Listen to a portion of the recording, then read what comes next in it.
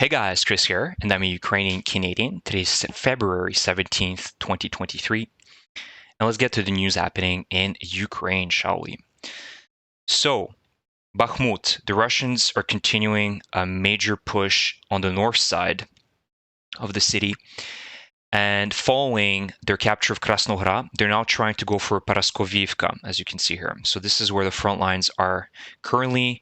And I think it's going to be very important for the Ukrainian forces to do a counteroffensive here around this side, on the north side of Bakhmut, for them to ease off the pressure from the Russians. So at least push out the Russians behind Blahodatne, behind Krasnohora, behind Pilhorodne, essentially what the front looked like early January, mid-January, for them to ease off the pressure. Because the last couple of days, there's been more and more news that President Zelensky, his ministers, the top commanders have been saying that they're not planning for a Ukrainian retreat from Bakhmut. It seems like the Ukrainians are also doubling down and they're planning to continue defending Bakhmut. So for them to be successful at defending Bakhmut, they need to do small counteroffensives on the north side of Bakhmut as well, just as we saw on the south side in Vanivske, where the Ukrainians repelled the Russians about 2 kilometers south of the 205-04 highway. So that's that. And the good thing as well is that the positive news is that the Wagner units are also complaining. The last couple of days, they've started complaining that they're running short on stocks. They don't have ammunition. They don't have support. They don't even have basics like food and things like that in order to continue their pushes. So I think that with taking this into account, perhaps the Russians are losing some steam on the north side and on the south side, and they will not be as effective at pushing the Ukrainians. So with that, I think that a small counteroffensive here would make sense to really make the Russians pay for their advancements, for their ambitious advancements. And taking a look at the map, I'm in Vuhledar right now, but I want to go into Bakhmut. You can see that the Russian units trying to push here on the north side. I think their main goal is obviously to surround the Ukrainians, and they want to take control, I think, of the last passage that Ukrainians are using to resupply Bakhmut. So that means going to Berkhivka, Yahidne, Bogdanivka, and really have visual control over this last remaining road. Because right now, this road is not safe anymore. On the north side, the 205-04 highway is not safe either, although the Ukrainians can still use it, but it's a very dangerous road right now. So this is the last kind of passage the Ukrainians can use. So the Russians want to push here, and they want to push from the north to take visual control or total control over this highway and effectively surround the Ukrainians. Thus why a counteroffensive here over this entire area is necessary to really push out the Russians behind Blahodatne, at least. So we'll see what's going to happen here. And there's another small little offensive the Russians are trying to do here, and that is in Bilohorivka. This is where the fighting was ongoing in August of last year, where before the successful counteroffensive in Kharkiv. And I think the Russians are trying to push here is because they're having difficulty pushing the Ukrainians out of the forests of Kremina. And that was a serious problem for both sides. So the Ukrainians were having difficulty getting into Kremina because the deep forest covers are very easy to conduct ambushes on the Ukrainian forces. So for both sides, it's very difficult. And there's also a lot of natural barriers, including the Donetsk River. So I think the Russians are trying to circumvent all these difficulties by trying to do a push in Bilohorivka. We'll see. So I'll get back to the map. But I wanted to talk a little bit about Vuhledar, and this is an interesting testimony from a Russian Marine that survived many of these offensives in Vuhledar. And in his testimony, he's saying that some of the soldiers that were left alive are currently being treated like deserters by the Russian army. And he says that it would have been better if he had been captured.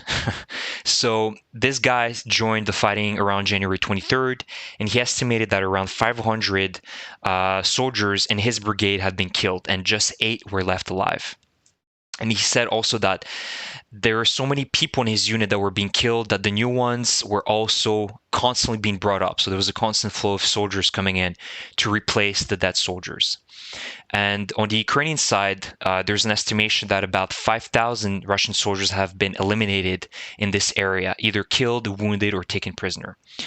So the reason why the Russians have really tried to push in Vuhledar, and in my personal opinion, I think why they've tried pushing here is obviously the goal was to take Donbass by the end of March. This was the goal given by Putin, but also because they wanted to destabilize the counteroffensive that the Ukrainians are planning for the springtime in the Zaporizhia region. This means that the Ukrainians need to divert a lot of their forces into Vuhledar, into Donetsk, to stop the Russian offensive, which is what they had to do right now. The Russians have been pushing here nonstop for the last couple of weeks. It stopped in the last couple of days, but this was their main goal, and they really thought they would get a major breakthrough in Vuhledar, and they would be able to surround the Ukrainians, especially around the Avdiivka, Donetsk front, where the Russians are really having difficulty since 2014. And as I've said multiple times, the key for successful Ukrainian victory is Melitopol. This is Russia's doom here. If the Ukrainians manage to take Melitopol, I think it's going to be a quick breakdown of the Russian army, mainly due to the fact that now the land bridge is completely cut off. The Russians can no longer resupply its forces in Kherson, either from Russia, and Crimea and the Crimean Peninsula is in clear danger, especially if the Ukrainians manage to take out parts of the Kerch Bridge right here.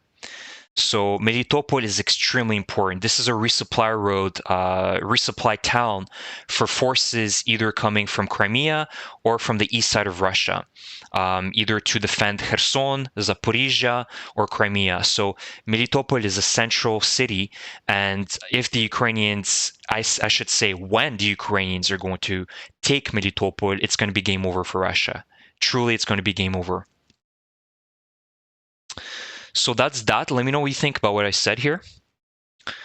Now, going back into the tradition of Russians falling down from windows, there's a new one that fell down a window from the parent's suicide, but her name is Marina Yankina, and she was the finance director of the Western Military District of St. Petersburg.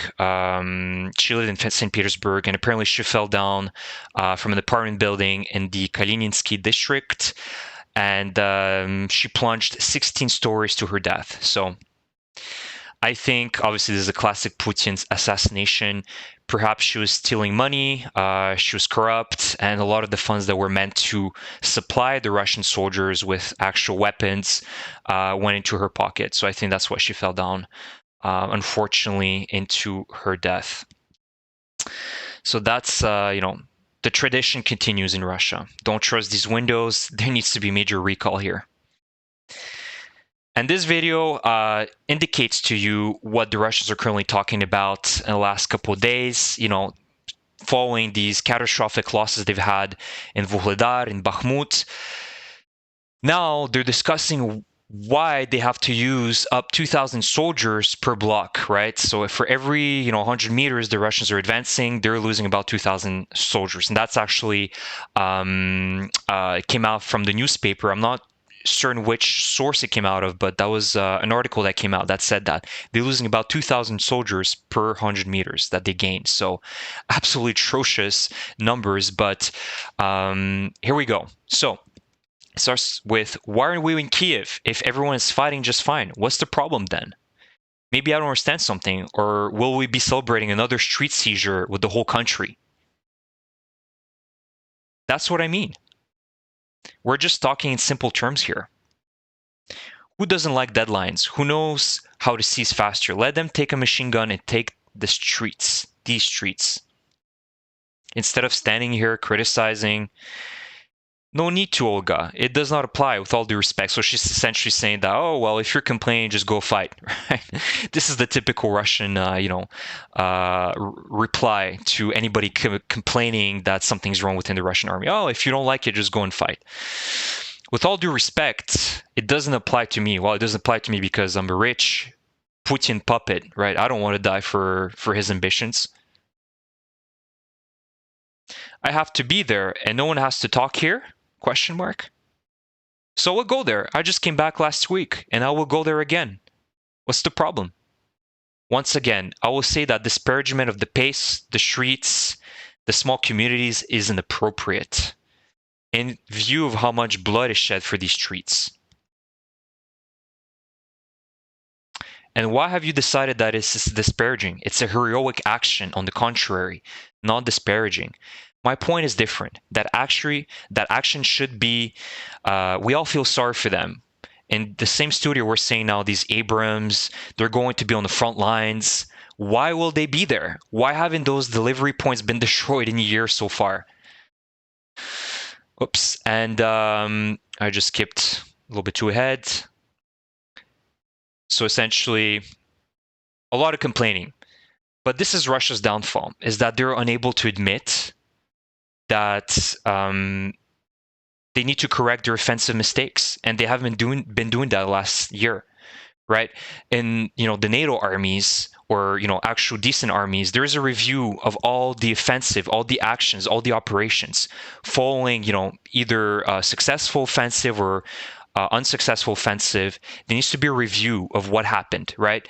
And this is what is currently being done in NATO armies, that there is a after action review, taking the testimony of the soldiers, the commanders, seeing what went wrong, what went right? And this allows you to understand how you can approach an offensive situation in the future in a better way. The Russians don't do that. The Russians just do the simple Stalin technique. You all know about this technique, is that it's sending Russian soldiers into certain death with constant meat waves after meat waves. You can expect them to win that. And some of you might say, oh, well, the Russians, the Soviet army managed, to pull out a victory against the Nazi Germans back in World War II with that type of tactic. Why shouldn't it work here? Well, because at least in the Soviet army, there was a motivation that they were fighting for their homeland, right? The Nazis invaded the Soviet Union, and so the people had a motivation. Let's also not discredit the fact that there were Belarusians and Ukrainians fighting in this army, which also had a lot of motivation because their lands were destroyed. Here, what is the Russian motivation except for financial gain, right? Pillaging Ukraine, sending back washing machines into Russia, and and just doing whatever they want in Ukraine. That's the only incentive they have. You can't tell me they have an incentive liberating Russia. They're not liberating Russia. They're literally pillaging Ukraine. And so you cannot expect this army to win with all these idiots still wondering why they're failing in capturing Ukraine. Last video is a little comical video. This is the terrorist Igor Girkin, and he's obviously the man responsible, among obviously Putin and all his minions as well, for taking down, unfortunately, the MH17 plane, among many other crimes that happened since 2014 in Donbass. But you can see in his eyes, in this sped up interview that he was having, he's not even looking at this, his guest, that he's losing it. He's probably realizing that there's an impending doom going on that's going to happen in Russia, and that his dream of a powerful Russia, of this, Russian empire, is quickly evaporating. This is the eyes of somebody that realizes that. So that's it, guys. I hope you enjoyed this video. Please let me know about my comments in regards to Melitopol. And if you enjoy my content, please subscribe, leave me a comment, and I will see you guys in the next video. Thank you.